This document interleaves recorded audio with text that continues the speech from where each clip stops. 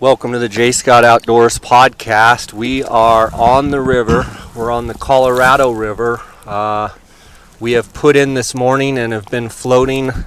I've got two guys from Minturn Anglers in the boat. I've got Nate Diamond, who has been rowing, and I've got Justin Nolan, who's up in front. Justin is the manager. Behind the scenes, a lot of behind the scenes stuff, and you work primarily the shop in Denver, correct? Correct. Double duty, manager as well as buyer, if you will. Right on. And we've got Nate Diamond behind the oars, and Nate told me that it's July 23rd, and Nate has not had a day off since June 15th. That's correct. And probably will not have a day off till about the 25th of August when archery elk season starts. Well, guys, it's awesome to have you. You guys invited me out to go fishing, and I appreciate that. I've never floated this section of the Colorado. We put in at a place called Pump House, and we're taking out where at, Nate? Down at Rancho Del Rio. Rancho Del Rio.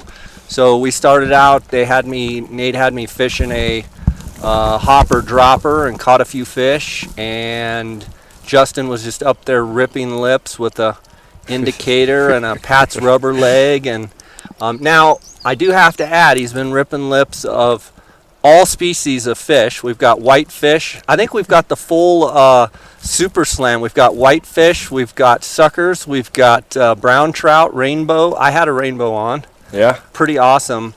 We're right here on the banks of the river. Guys, I want to ask you a little bit about what you guys do. Justin, I'll start with you. You're the manager, and you kind of run a lot of this operation at Minturn Anglers. Talk a little bit about Minturn Anglers, how you got connected, and where Minturn Anglers is at and resides and conducts business. Absolutely. Minturn Anglers started in 2008 up here in the valley. Started out as a guide outfit. In about approximately 2013, we expanded into a full-service retail shop, and now we have two locations. We operate out of Denver and out of Minturn as our parent shop.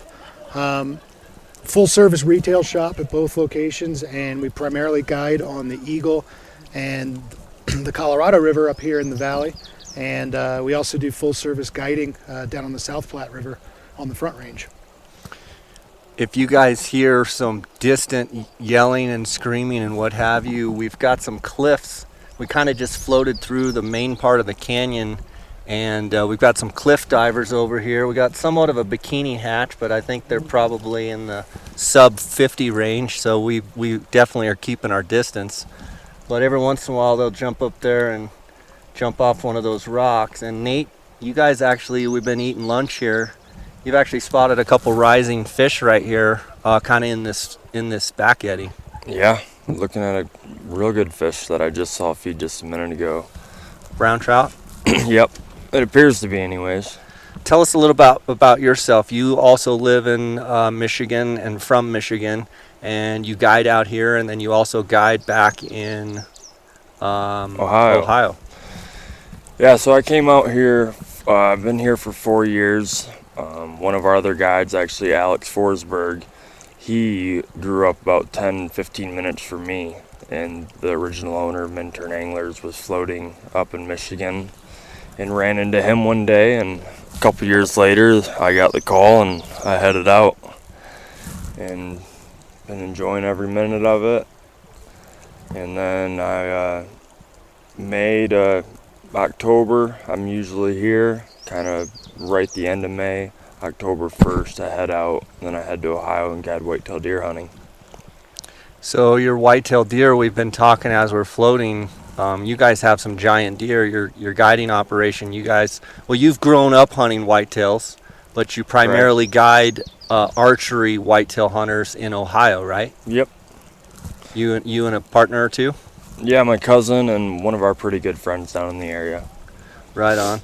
And so, I mean, is the Ohio hunting that you guys have, is that your typical, Midwest, I guess your eastern part of Midwest, but I mean, is it your typical giant bucks, set up tree stands, figure all the strategies and tactics of where they're crossing and where they're chasing does and what have you?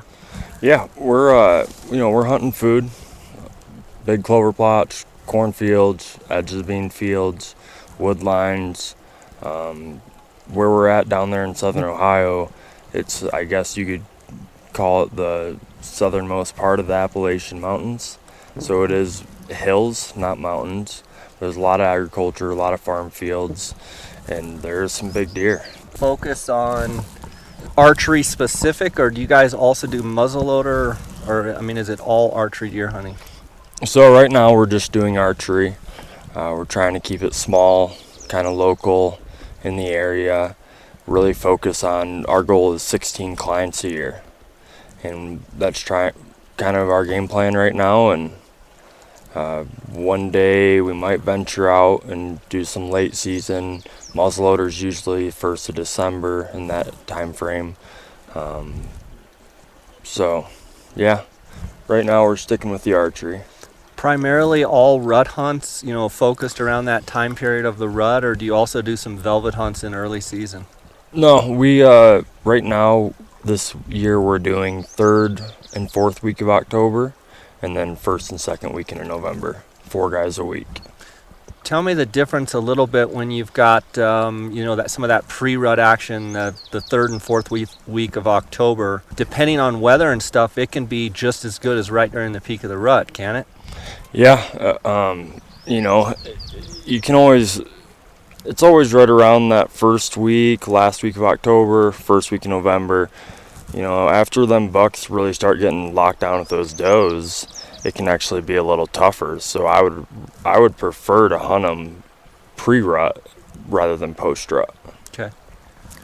You always have that chance, though, when you're hunting the rut, that they break away from some does and go look for some others and walk right underneath you, though, as well. Oh, yeah. Yeah, it does happen. Yeah. Justin, tell us a little bit about how you kind of made the transition from your other business and line of work into working with Minturn Anglers, or into the fly fishing industry and then at Minturn Anglers. Very, very non-traditional. Was always enamored with fishing growing up. In college, I got my first fly rod. I went to college in Virginia and was chasing smallmouth and brookies in the Shenandoah Valley. Absolutely loved fly fishing. Would take a trip out west every year, and growing up in Maryland, I would almost be depressed coming home to Maryland. I missed the Rocky Mountains and western fishing. And in 2012, I moved to Colorado and did what I thought everyone should do when they get out of college, and got a job as a wealth manager, wearing a tie every day. And it just didn't. After 10 years of doing that, one day I was looking out my office and knew I needed to make a transition. Got in touch with the guys at Umpqua Feather Merchants and asked them to take a chance on me, and they did. And I actually started out as a internal sales rep, managing Virginia to Maine. Did that for 4 years and had a buddy working at Minturn Anglers, and everything just kind of fell into place, and started as the shop manager in Denver, and have been with Minturn Anglers for 5 years now. Minturn Anglers, I've kind of been in this Eagle River Valley, let's call it, just to let the listeners know where we're talking. We're right off of I-70, so we would be west of Denver, west of the Metroplex, if you will. Right on I-70, you come over Eisenhower Pass and Vail Pass, and you drop into Vail. Then you just keep going down I-70, and right there, I think it's Highway 6, you would turn, and I think Minturn's 2 miles off of I-70. But I've kind of been I'm now in the Roaring Fork Valley, but I've spent a lot of time in the Vail Valley and the Eagle River Valley, and it was interesting. I remember when Minturn Anglers kind of came on the scene, and it's been really also cool to see how much of the market share that you guys have been able to get, and the business that you've been able to create, and you've got a great Instagram page, you've got a bunch of great guides, and so my hat's off to you guys for really kind of cracking into a a market that's pretty tough because there's already some pretty well established guide services, and you guys have done a great job. Absolutely. I mean, I think it's just a testament to the passion that everyone at this company has for fly fishing in general, and then for being an example on the river. Something we don't take lightly. We were voted by readers of Vail Daily as the best fly shop in the valley 2 of the last 3 years. Definitely something we hang our hat on and strive for year in and year out. We just want to give our clients the best experiences we can on the river. I remember going, this is probably dating back 4 or 5 years ago, but we used to stay in the mountain, or the Vail Village there, and I would go to the farmer's market, and you guys would always have a booth there, and I remember always talking with different guys and just real friendly people, but really putting a foot forward, trying to get out there, and it's just, I'm a businessman. I have several different businesses, but it's always nice to see a company striving to capture business, and you guys have done a good job with that. Thank you. Right.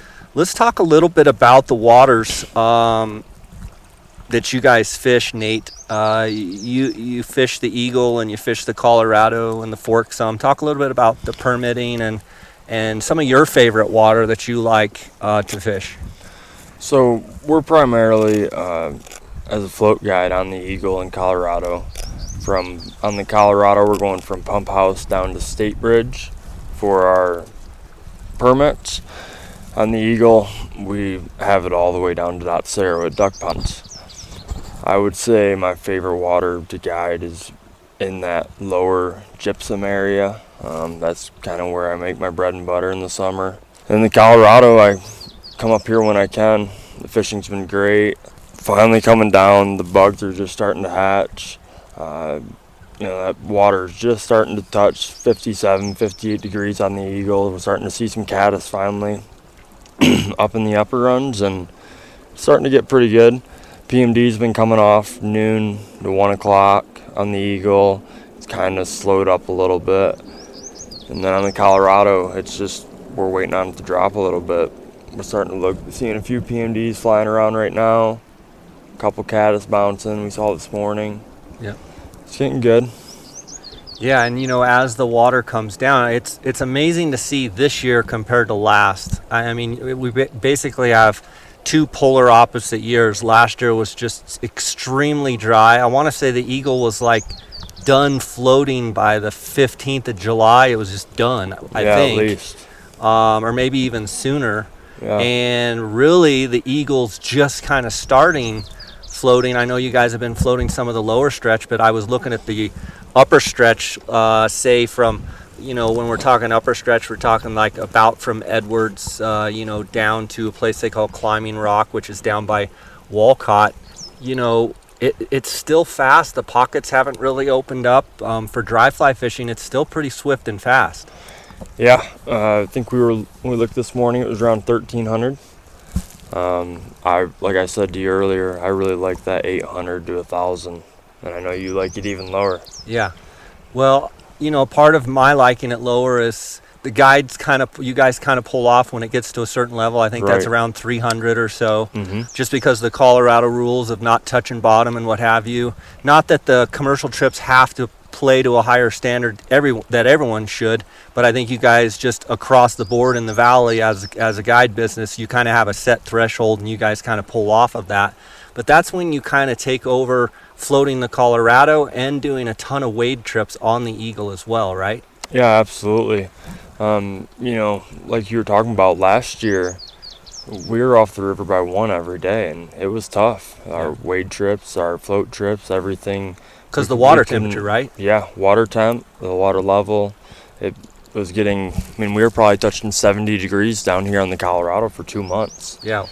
And it's just not good for trout. This year, the fish are happy. We got plenty of water, but those wade trips, that's where it's getting tough.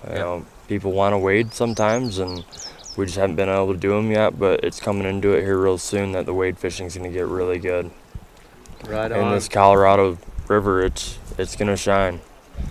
Yeah, so we've got a boat going by us right now. Looks like you guys are just getting done netting a fish. We need a new net, man. Do ya? We'll trade you. Okay.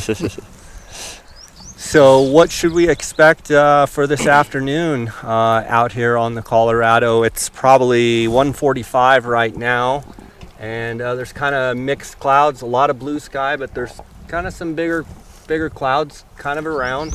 What do you anticipate? Yeah, I mean, we're kind of in the heat of the day. Should be good as long as these clouds cover it up a little bit like they are. We're going to streamer fish for a little bit.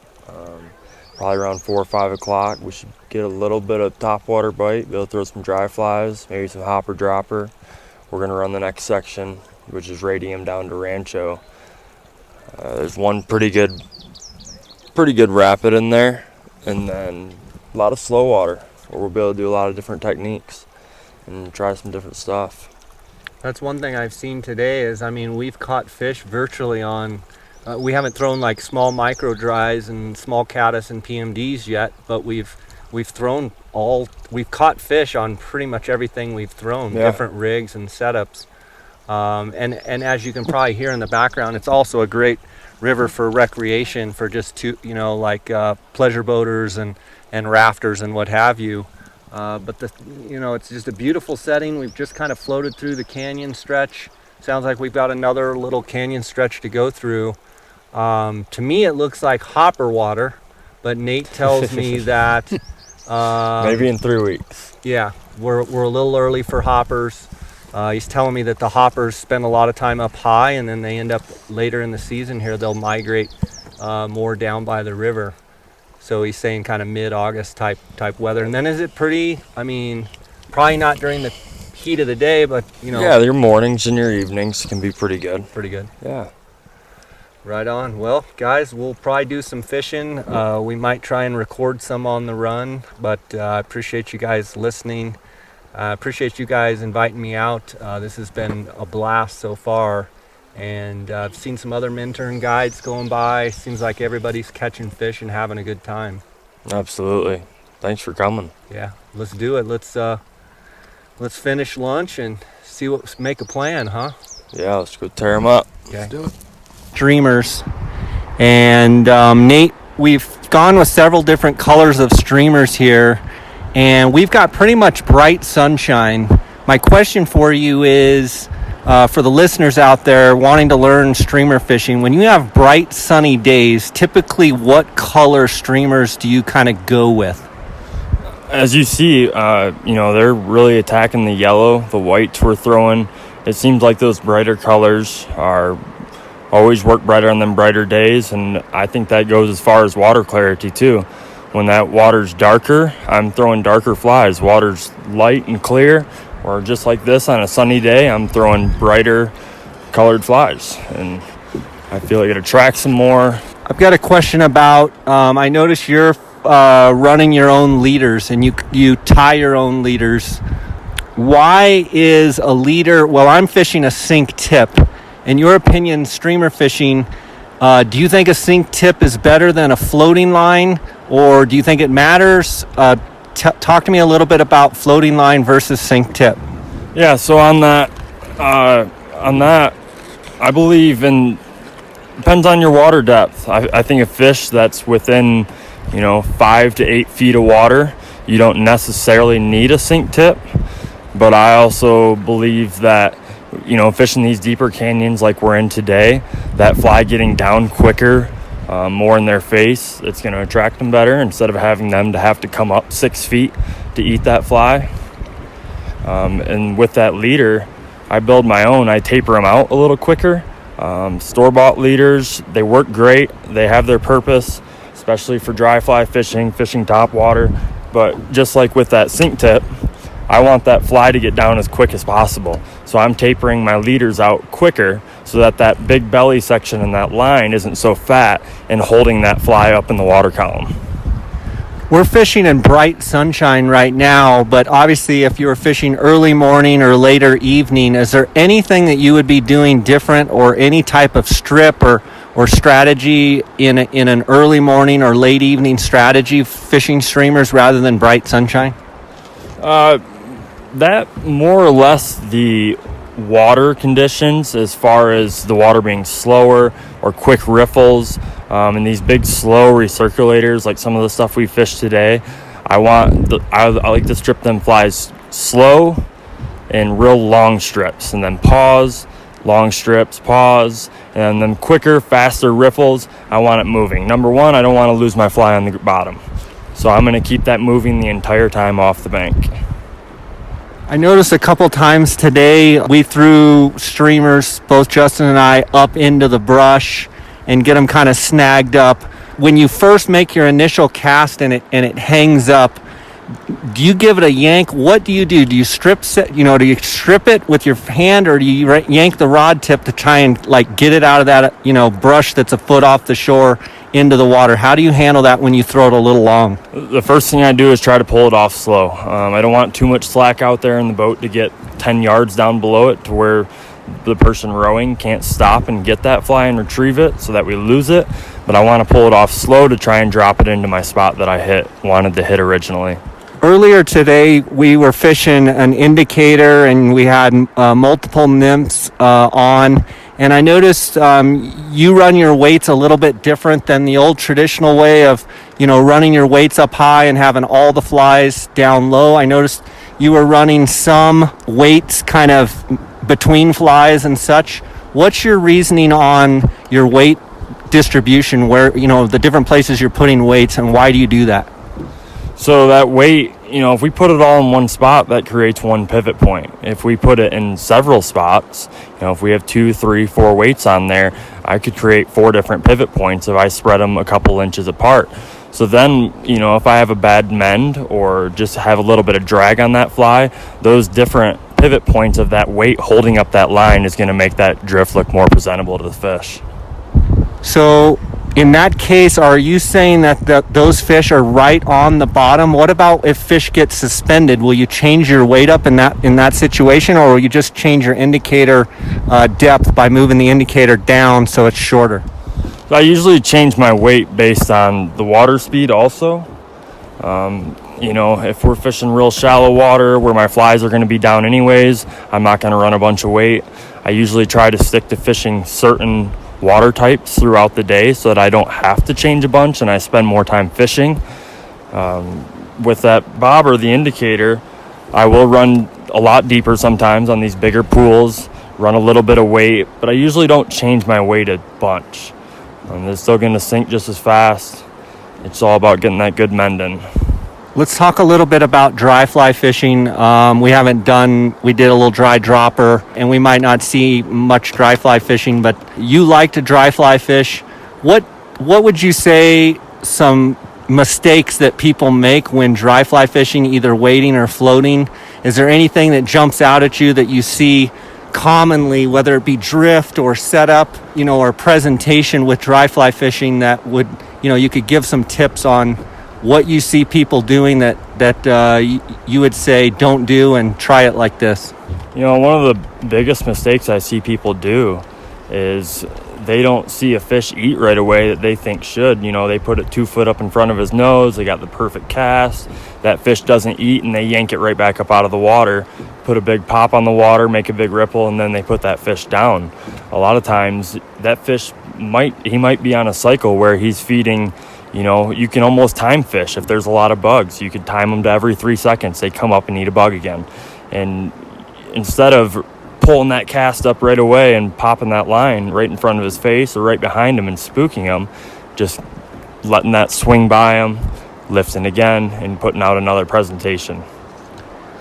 Speaking of getting in a rhythm and timing and what have you, you've got caddis, here across the west. You've got a lot of caddis, you've got a lot of mayflies, and caddis typically are a lot fluffier, and they're just kind of fluttering around, where you've got mayflies that are a little more consistent. They're sitting on the water, drying their wings. Talk about when you see rises, what makes you say that's a caddis rise, that's a mayfly rise, just by looking at the rise form? I don't necessarily watch for that as much as I watch for how a fish is feeding, whether it's a nose or a big splashy eat, or that fish is coming out of the water. If he's launching out of the water, that usually tells me he's eating an emerger, a bug that's, turning into an adult. And if I see a nose, just a little sip or a little bubble, a little gulp, that tells me that fish is most likely eating that fish right on top of the surface. If you're seeing those torpedo-like rises, or you're seeing a lot of the dorsal fin and them coming up and going down, that immediately tells you they're eating the emerger. So do you change your tactic and put an emerger on behind the dry, or what would you do in that situation? If you're not seeing noses, you're seeing more torpedo kind of submarining, what do you do? So a lot of times I'll still throw dry on top, and then, like you mentioned, throw an emerger below, but I'll make sure that I'm swinging that out at the end of my drift, and I want to present myself to where that swing is, where those fish are coming out of the water eating them emergers, so that if I don't get that dry fly eat up top, that will swing down across the river and present itself as an emerger in front of that fish that's eating natural emergers. When you say swing, at the very end of the drift, do you mean just kind of hold it let it rise up out, kind of rise up and let it just sit there? And do you pause for just a second, or is it a swing and then right into your cast? I'll cast it, and sometimes I'll even just swing them. If I'm not getting any dry fly eats, I won't spend any time trying to get fish on the dry fly. If I see them launching up, I'll usually set myself upriver, about a 45-degree angle or so, cast it down at that angle, and just let it swing across the entire river until it's down to the bottom of me. I'll let it sit there for a minute. If nothing eats, I'll repeat that. Awesome. Good stuff. Well, it's about 4 o'clock, guys. We've been having a great day. We've been fishing streamers here the last couple hours, and we're halfway through this afternoon part of the float, and it's caught a lot of nice brown trout. So stay tuned for more action here. Appreciate you guys listening. Guys, this next 40 minutes or so is going to be us mic'd up on the river fishing, so you'll get to hear some of the friendly banter back and forth. You'll get to hear Nate directing us where to cast our flies, and just general discussion like what goes on in a boat on most float trips. So hope you enjoy it. Guys, thanks for listening to the podcast. I really appreciate your support. All right, guys, so it's 5:03. We've been catching them on streamers. We've been catching them on nymph rigs. Did a little dry dropper this morning. We got a couple miles down to the takeout, so we're going to fish. Justin's going to fish right now. He's got an indicator, got a couple nymphs going, and I'm going to continue to throw the streamer, and we'll just see if we can hook some fish here. Let's roll it, boys. Let's do it. I'm feeling the red and white bobber. It's all about the red and white, isn't it? I mean, if you're going to do it, you got to do it right.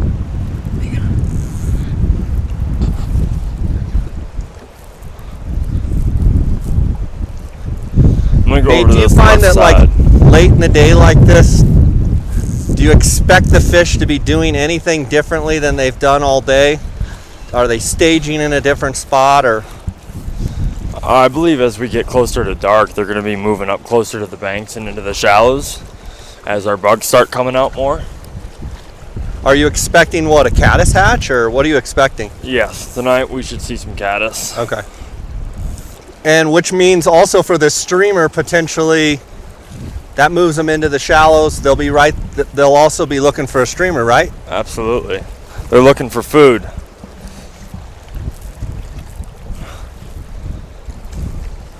Some of my best days have been throwing a streamer underneath a hatch. Right during a hatch? Yep.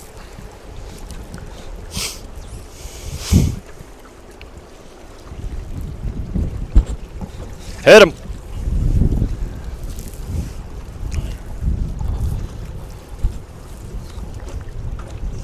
Oh, fish chased it all the way to the boat, and I went to lift it out, and he bit at it, but I missed him.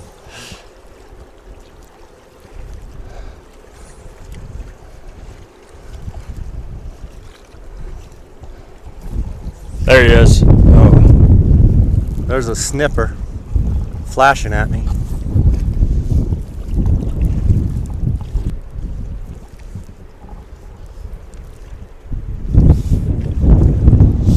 Caddis There's coming. caddis coming off. Caddis bouncing? Yep.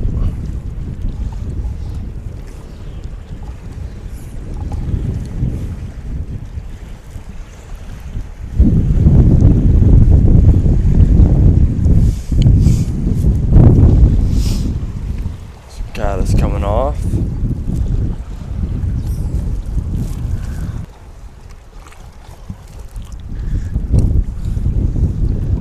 Nate, when you're fishing streamers, how important is it to get it really close to the bank on the cast? You know, I don't really know the science behind it, but it sure seems if we hit that bank, that fish is chasing it more. I feel like if they, you know, them fish aren't right on the bank, I feel that if we're hitting it 2 or 3 feet off the bank, they're seeing it fall out of the sky then. Right. Whereas we hit on the bank, Almost as if it's we're coming. bringing it past them as it's swimming the entire time. Gotcha. Well, that looks good right there. Got a grassy undercut bank. Just looks awesome. There Atta she boy, is. nice fish. Rainbow? Nice, rainbow. First rainbow of the day for me.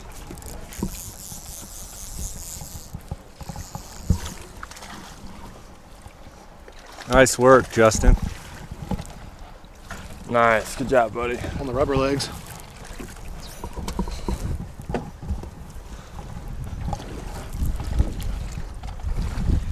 Good fish.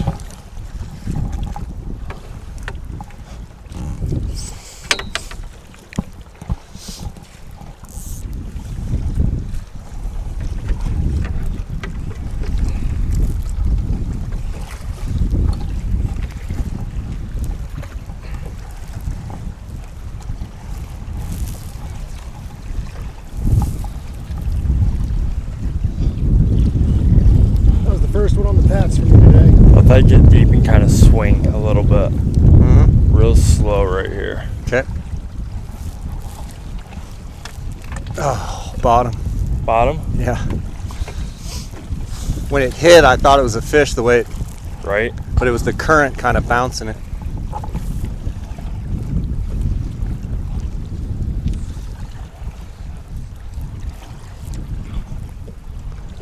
Fish followed it all the way to the boat. Nice.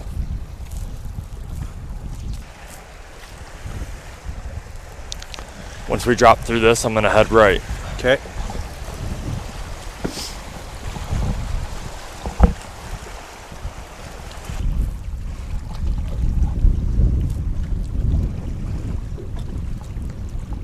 Ooh, fish is following it. Brown came right off the bank. There he is. Nice. There you go. Good fish, Justin. Boy, he's yanking, isn't he? He's a nice fish. Go to the other side of the boat. I'm gonna go into this eddy.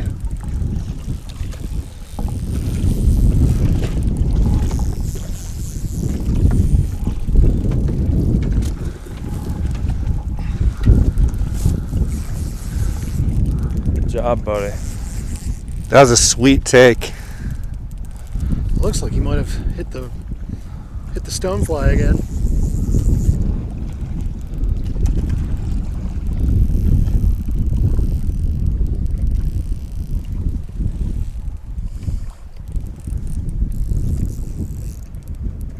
Oh, He gone. Oh, LDR.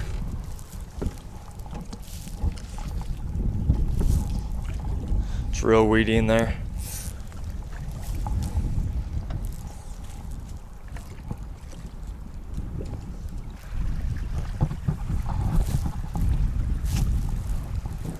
Justin, how many years have you been working for Minturn? I started with Minturn in end of 2014, I believe. 2014. 5 years. And you were with Umpqua how long before that? I was with Umpqua for just under 4 years, I believe. Gotcha. What brought you out west? Good buddy from college. We used to come out here and fish. Any spring break we could, we'd come fish Colorado, and then had a really there was a fly shop in Maryland. Actually, our GM is also from Maryland. He started at a fly shop on the Gunpowder River. There was a really good core group of us, and a lot of us would fly out west every year and go fishing. We'd hit the Bighorn, hit the San Juan, and every time I came home, I just felt like home was not really home anymore. Yeah. So one year I just pulled the trigger and moved to Colorado. Nice. Fishing fueled that. Your years working with Umpqua, how do you think it's helped you kind of managing and doing all the stuff you do with Minturn? My role at Umpqua was I worked on the internal sales department, as well as because of my background in the East Coast, I was a sales rep for the company. I had a working relationship in my territory from Virginia to Maine, and it allowed me to see the manufacturer's side. I assisted dealers in writing their preseason orders. Yep. So it gave me a really good understanding of not only how important it is for a fly shop to be well inventoried with flies, but having correct inventory, especially when you have a low water year or a high water year. Mismanagement of that can really sink a fly shop. Yeah. Because if you have too much in inventory that you've got to sit on a year, you're paying on that, correct? That's correct. That you're sitting on a lot of money, it could bury you. That is correct. And then there's the other side of things too, is if you play it too safe, you run the risk of not being able to get flies and be reactive to the hatches. Sure. But with that knowledge, that helped me understand some of the challenges that managers of shops face. And then when I stepped into the management role at Minturn Anglers, I still had a lot to learn, but I had a working knowledge with some of the aspects of how to keep a well-inventoried fly shop. And I would assume it's seasonal too, right? I mean, there's blue-winged olives. You got to have caddis. There's certain times of year when you got to have the right bugs at the right time. Absolutely. We've got two different fisheries between our shops. The Denver shop is primarily, we call it the South Platte River at Deckers, our home water. That is a tailwater fishery. It fishes well year round. It's relatively consistent flows being fed from the dam. Is that Cheeseman? Yes, that Okay. is correct. Comes out of Cheeseman there through the canyon. Fishes well year round, so we have to be on top of the different hatches and bugs that are going to work at certain times of year there.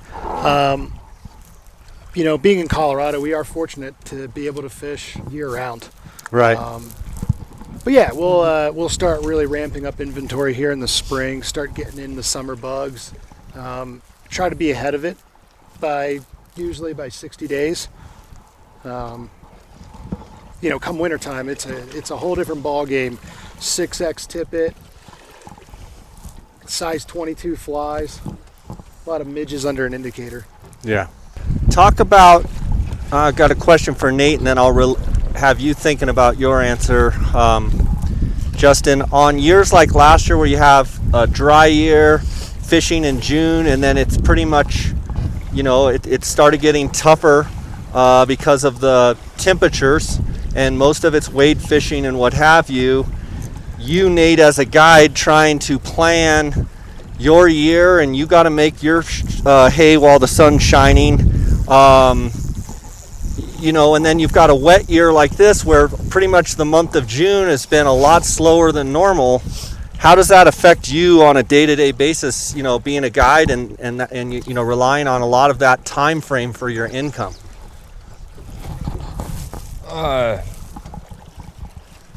Right now it's we were talking earlier about how it's the complete opposite.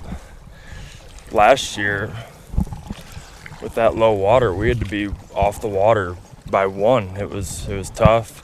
Now I'm trying to make as much as I can as far as getting trips in while we can. With this high water, it's very fishable. It's a little harder to wade, but out of the boat perspective, we're trying to get as many trips out, as many people on the water as we can that want to get out and fish while it's good. Do you feel like, as far as people wanting to get out and fish, I mean, obviously the 4th of July, it was pretty dang high water. Are there not near as many tourists in town, you guys, as normal? Even though we've got great water, is there any, thought that there's not as many people? They've already been here and gone and maybe couldn't fish near as much as they wanted? Or do you feel like because there's high water, people are going to come because they know the fishing's great? Yeah, I believe that. We've had definitely in July this year, we've been doing more trips than we did last year, and I'm seeing more people on the river too. Do you just think people were kind of holed up and now they're on go? Yeah, absolutely. Yeah. Obviously, Justin, from your end of the spectrum, you've got to get as many trips in as you can, whenever that may be. But anytime you start having a situation where you have 1 month that's not really good, that can be a huge impact on a fly shop. Yeah, I know. You gotta. Obviously, you want to do what's right. People come out and they want to fish. You got to be a little bit forward thinking. You got to first and foremost, last year was all about protecting the resource.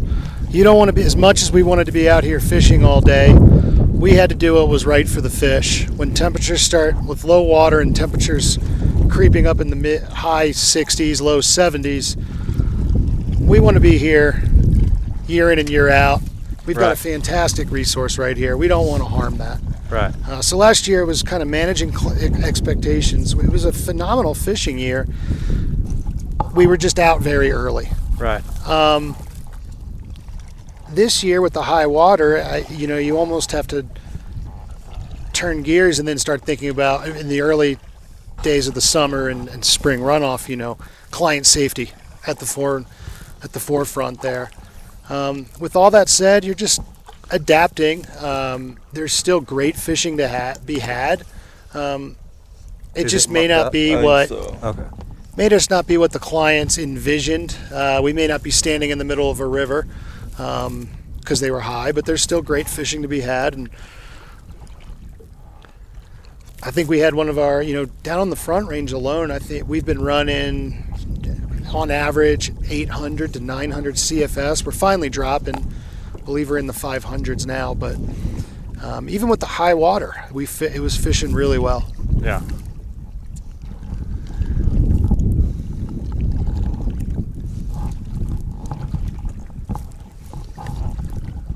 Nate, what's the name of your guide service that you hunt in Ohio for big whitetails? Ridgetop Outfitters. You guys have a website? We do not currently. How do you run it? Do you just have people call you, email you, Instagram? What is it? Yeah, so my cousin right now, we do have a Facebook page. My cousin works for a pretty large bow shop in West Virginia, and that's kind of the biggest word of mouth for us right now in the area.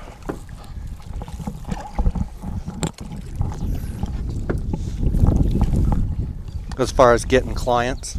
Yeah, like I said, we're keeping it small. 16 is our goal for this year. For 4 weeks.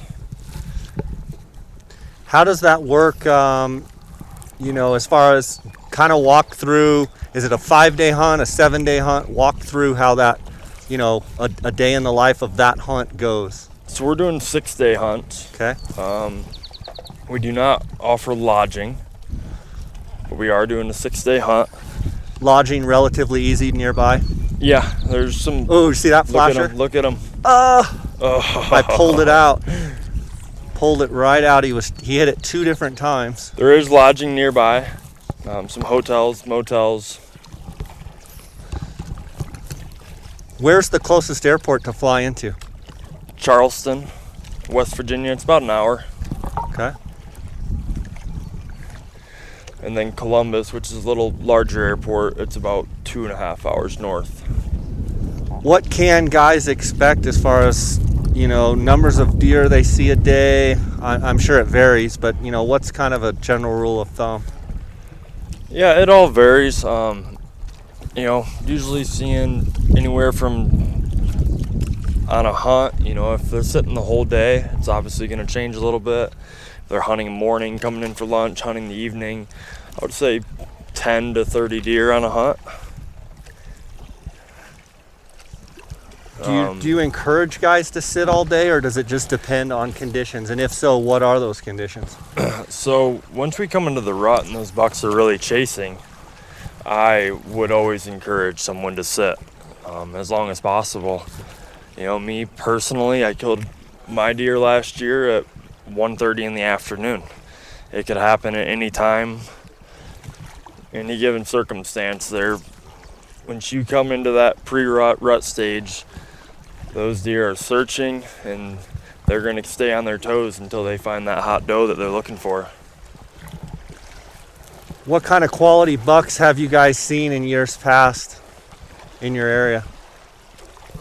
There's been a lot of big deer killed. One of our buddy Shane, one of the owners, he killed a 176 last year, which is a big deer. There's a lot of big deer in the area. What county is it in again? Lawrence County. That's one of the better counties in the country, isn't it? Yeah, the county just back to the west has some of the biggest deer. Lawrence is top 5 in the state.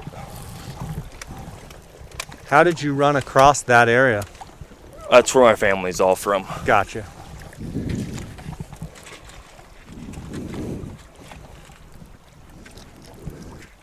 So guys, as we've been talking here, I've had multiple fish chase my streamer. I had one hit it pretty darn good, but I just wasn't able to get her done. And what have you been doing? A little maintenance up there, Justin? I broke off on a rock back there. How close are you to ready? Ready? This right side.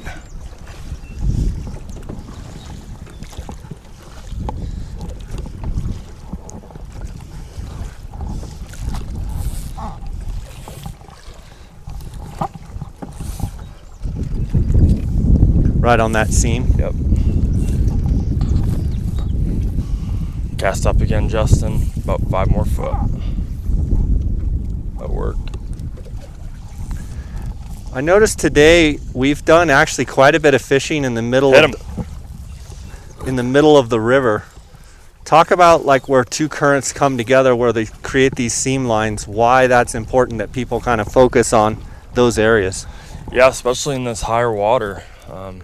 Them fish, they don't want to work as hard as possible to feed. And like this spot we're crossing right now, we're crossing behind an island. There's 2 different large seams coming down together. There's going to be bugs coming off both of those. And then there's a slow spot in the middle of the river where the island has created that slow spot. So those fish can kind of chill out in that slower water and gorge themselves off all the bugs coming off both the seams crashing together. There nice he is. Fish, buddy. Nice fish. Rainbow? No, brown. He's jumping like a rainbow. He was right on that seam you were talking about, wasn't he? Yes, he was. On the stonefly again. His Rainbow. Nice fish, buddy. Good fish. So as we were drifting, Justin was just working right down where those 2 current lines met. Just kind of created a little bit of a seam, a little bit of a bubble line, and that fish was just right there. Well done. Should I go back left, or you want me out? Yeah, let's go left here. Thanks, buddy. Right off this point to your left. I'm seeing caddis bounce right there on the water. Is this portion of the river known for, like, you know, those late evening power hour type caddis hatches where you can really just, you know, pick fish off one after the other, or not really? Not so much one after another, but it does get good. Right before dark usually. That sun comes down, it gets a little cooler. It's amazing how much that pressure just kind of died off when we got past that one rapid section. Yeah. Fish on. Nice, buddy. Another one. Nice work, Justin. Brown trout.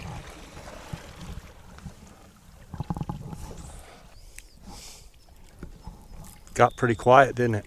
Yes, it did. Seemed like the wind kind of died too. I swear those little fish always leave you in a mess when you're done. A parting gift.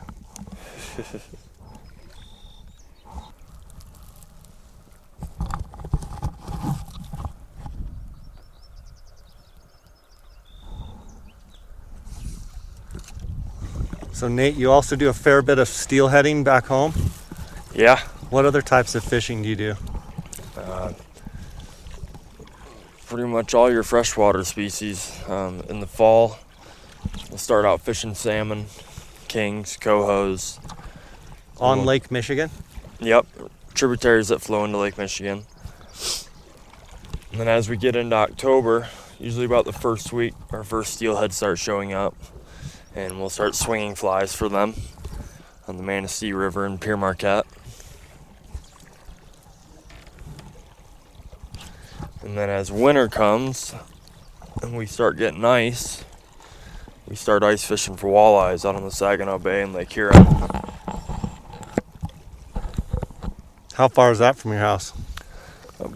About 40 minutes. So you got all kinds of water where you're from. Yeah. Big variety. You fish all sorts of tackle? Yeah. Fly fish, throw gear.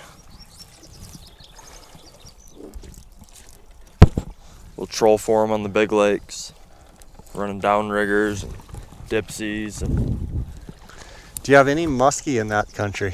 yeah, actually, some of the best muskie fishing's 15 minutes from my house. You get into that quite a bit? I used to a lot more. Recently, I haven't been as much. In the spring, I do a little bit. In the fall, I try to as much as I can when I'm not hunting. What's the biggest muskie you've caught? 44. Oh, wow.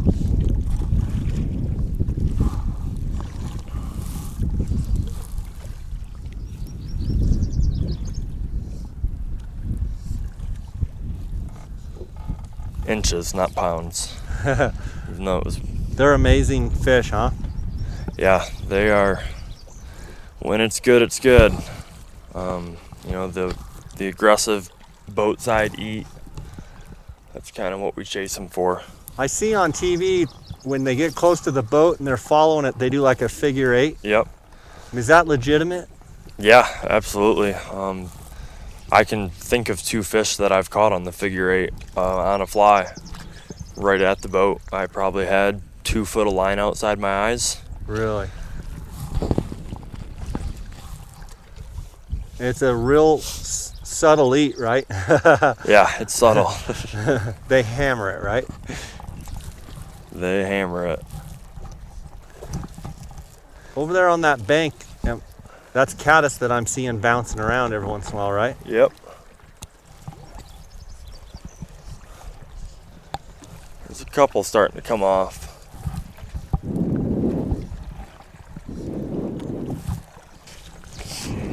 Justin, I'm going to get you into this recirculator over here on the right. We're going to recircuit a couple times. There's a fish eating an emerger up there.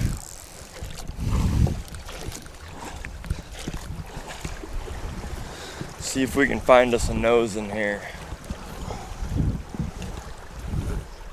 Just get right on that edge. Back here to the left.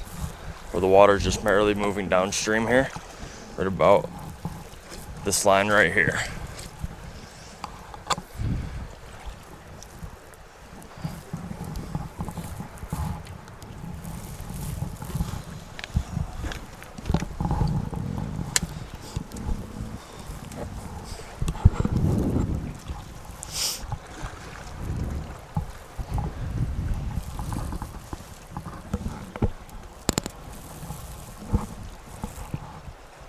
What do you see?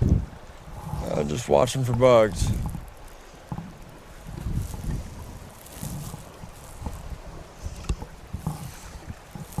So the caddis that you'll see tonight, are those caddis that are hatching out of the water now, or are they the ones that have been up on the bank and are coming back to lay their eggs?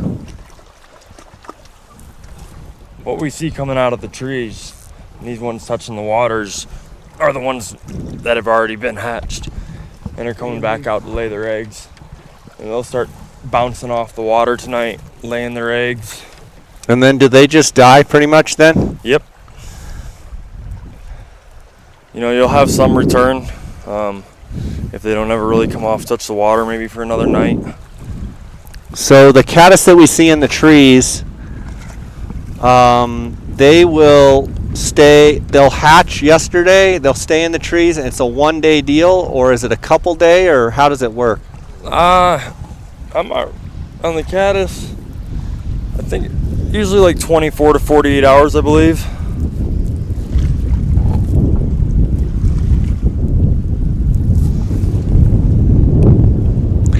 He's giving me the I don't know sign.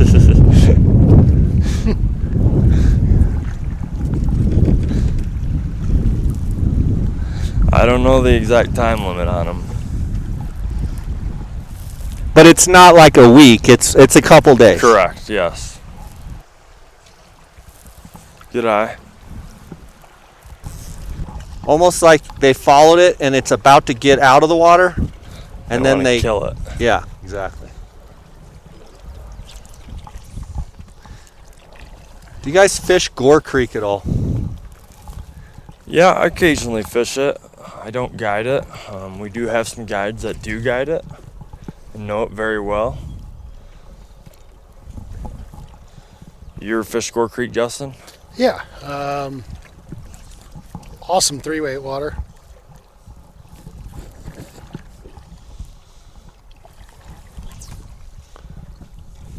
Never fished it in this high of a flow. Mostly when I'm going down there, it's dry dropper, stimulator, something like that. Yeah. Justin, I know you guys have some capability to do some private water as far as ponds and lakes and creeks and such, and then also you have a high country fishing where you'd actually go horseback and do overnight and do all of that, and you also have day trips, right? Tell us about that. Yeah, so, we've got, being in the valley here, we've got folks that come in and everyone's looking to do something a little bit different. From a private water standpoint, we have 4 properties here in the valley. We have access to the headwaters of the Arkansas on a private ranch there, where we are fishing the headwaters of the Arkansas as well as the Lake Fork. That property is managed for trophy trout. It can be a great day for both native browns and the managed trophy fish.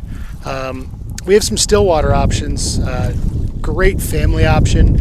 It's always fun for the kids. We take a Polaris up there. It's about a 5-mile ride up the mountain, and we're in some high mountain lakes, fishing out of boats on 3 different ponds. And this year we actually teamed up. We used to offer horseback fly fishing, very popular, and we've teamed up with another outfitter, and we're offering a unique backcountry trip that can be a 1-day or a 2-day overnight trip. Typical day is horsebacking up, about a 1 to 2 hour horseback ride up to some of the high country lakes up there in the flat top wilderness. And there our anglers are targeting cutthroat and brook trout. We do have access to some truly remarkable cutthroat fishing. A little farther back, those trips usually need an overnight trip to access them just because of the length. But those there he is. Oh. But those trips are all, like I said, they're all done on horseback. They're all up in the flat tops wilderness, and they're they're a fully customizable experience. You know, we usually sending the horse wrangler up with the fishing guide. We're cooking a streamside lunch, a hot streamside lunch. So, I mean, it's the full experience. It's the full experience. Yep. Oh. It's been met very well.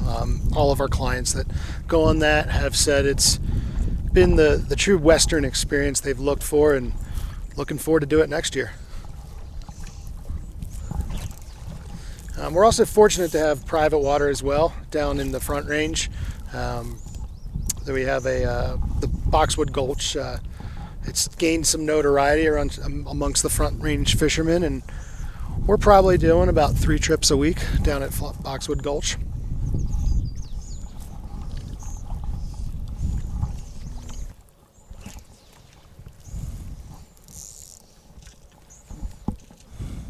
You guys both like to elk hunt. I know we've talked about it today. Seems like both of you really like getting out there. I know, Justin, you've got a Unit 8 Arizona tag this year. That is correct. Yeah, I've got very fortunate this year. Looks like I'm gonna be out chasing elk 3 out of the 4 weeks here in September. Awesome. Should be a heck of a year. You know, as much feed as we have, you know, the animals should be feeling good. I'm expecting good rutting, bugling. I'd be very shocked if it wasn't, you know, a pretty darn good year.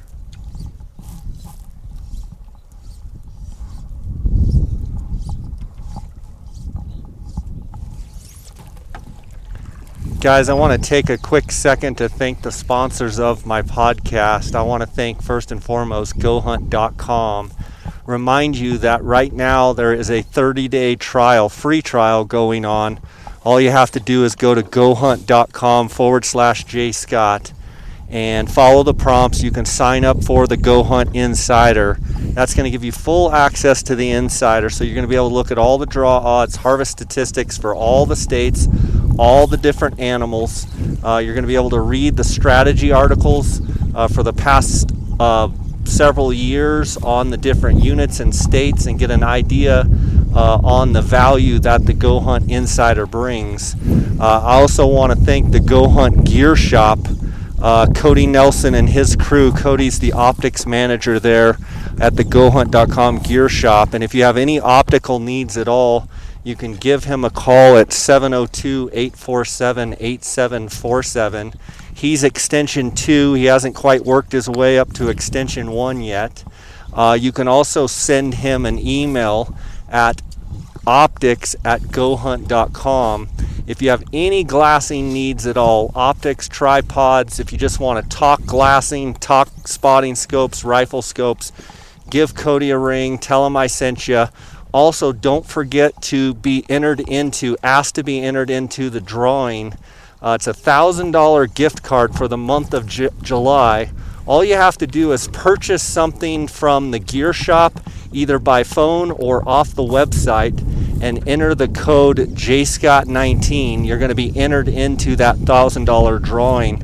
I was able to call Ed Foster of Yuma, Arizona the other day and let him know that he was the winner of the $1,000 Go Hunt gift card, and he was ecstatic, and he had already purchased some stuff. Whether you spend $12 or $3,500, you're entered into the drawing. Dollar for dollar entry for the drawing. So if you spend $27, you get 27 entries. If you spend $2,000, you get 2,000 entries. I want to thank them for their sponsorship. I also want to thank Kuiu Ultralight Hunting. That's the gear that I wear on all of my hunts. You can go to my Instagram account and see different reviews and such. I try and answer as many questions as I can about all the different Kuiu gear. Go to kuiu.com, Kuiu.com. That's Kuiu Ultralight Hunting. I want to thank them. Also, phonescope.com. If you use the JScott19 promo code, you're going to get a 10% discount. I've been using Phonescope for many years. That's what I do all my digiscoping with my spotting scope and with my iPhone X. And then last but not least, onxmaps.com. If you use the JScott19 promo code, you're going to get a 20% discount. Onyx is something I use hunting, fishing. I love the private public overlay showing the ownership. I love the aerial and topo map. I love the tracker, the breadcrumb feature. It's just a great app. And if you use the JScott19 promo code, you're going to get a 20% discount. We're floating down this left bank. We're stripping streamers. Justin switched his indicator rig, and now he's stripping a streamer as well. And we've got some paddle boarders that have come up behind us, if you hear them in the distance. But other than that, it's been a relatively quiet afternoon. No one's hardly on this stretch at all.